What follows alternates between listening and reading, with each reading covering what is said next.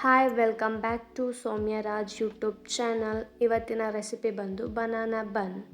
Let's see the recipe. 2 full ಹಣ್ಣಾಗಿರೋವಂಥ ಬಾಳೆಹಣ್ಣು ತೊಗೊಂಡಿದ್ದೀನಿ. ಅದನ್ನು ಫುಲ್ ಸ್ಮ್ಯಾಶ್ ಮಾಡಬೇಕು.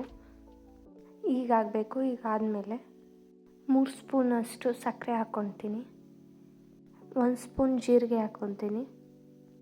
1 ಚಿಟಿಕೆ ಉಪ್ಪು, ಚಿಟಿಕೆಯಷ್ಟು ಅಡುಗೆ ಸೋಡಾ, 3 ಟೇಬಲ್ ಸ್ಪೂನ್ ಗಟ್ಟಿ ಮೊಸರು, ಹುಳಿ ಇಲ್ಲಾಂದ್ರೂ ನಡೆಯುತ್ತೆ.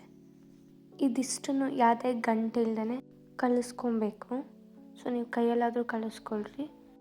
ನೀವು ಜೀರಿಗೆ ಬಿಟ್ಟು ಮಿಕ್ಸಿಲಿ ಕೂಡ ಆಡಿಸ್ಕೊಬೋದು. ಹೀಗಾಗಿದೆ. ಈಗ ನಾನು 1 ಟೇಬಲ್ ಸ್ಪೂನ್ ತುಪ್ಪ ಹಾಕೋತೀನಿ.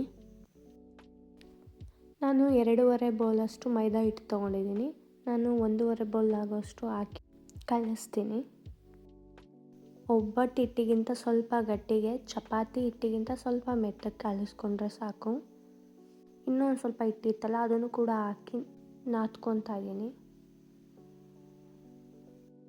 ಇದಕ್ಕೆ 1 ಟೇಬಲ್ ಸ್ಪೂನ್ ಆಯಿಲ್ ಹಾಕಿ ಒಂದು 4 to 5 ಅವರ್ಸ್ ಬಿಟ್ಟರೆ ಸಾಕು.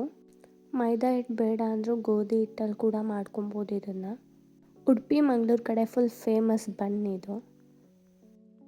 ಇದಕ್ಕೆ ಒಂದು ತಟ್ಟೆ ಮುಚ್ಚಿ 4 to 5 ಅವರ್ಸ್ ಬಿಟ್ಬಿಡೋಣ. ಆಫ್ಟರ್ 4 ಅವರ್ಸ್ ಆಯಿತು. ಇವಾಗ ನೋಡಿ ಹೆಂಗಾಗಿದೆ ಅಂತ. ಫುಲ್ ಸಾಫ್ಟಾಗಿ ಆಗಿದೆ.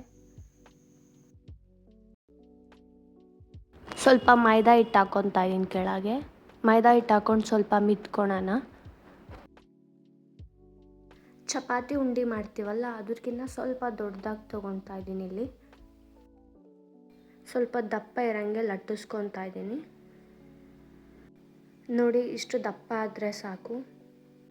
ಈಗ ನಾನೊಂದು ಬಾಣಲೆಯಲ್ಲಿ ಎಣ್ಣೆ ಕಾಯಕ್ಕಿಟ್ಟಿದ್ದೆ. ಆಗಲೇ ಲೋ ಫ್ಲೇಮ್ ಇಟ್ಕೊಂಡು ಇದನ್ನು ತೆಳ್ಸೋಣ.